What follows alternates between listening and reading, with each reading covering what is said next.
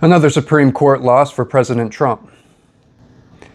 Not only is anyone from anywhere allowed to illegally enter the country, give birth, and receive taxpayer dollars, free housing, free healthcare, and free college tuition in some states, but trust in election results is also in the toilet because there's no universal proof of identity requirement or deadline to receive ballots. The courts didn't necessarily reject the policies themselves, but they said the president didn't have the authority to enforce them by executive order or emergency powers.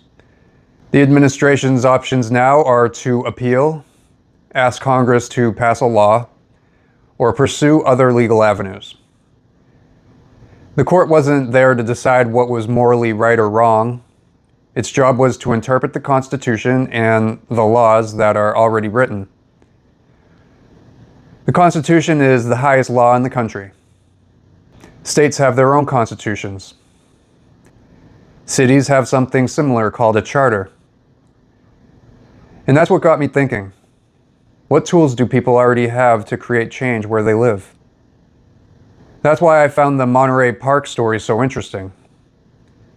Instead of leaving the decision entirely to elected officials, residents used a legal process to put the issue directly on the ballot, and the voters got the final say to permanently ban new data centers.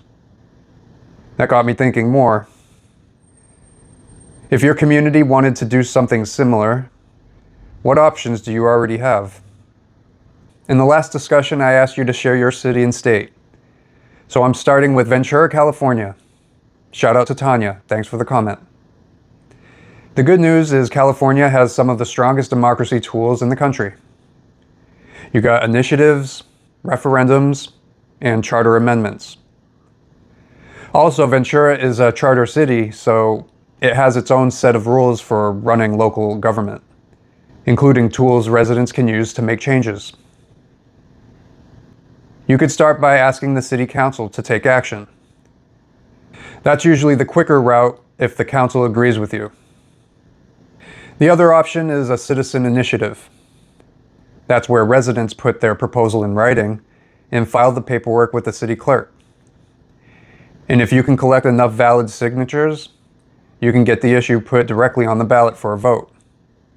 And that's what happened in Monterey Park. If you want to know the available options where you live, comment your city and state.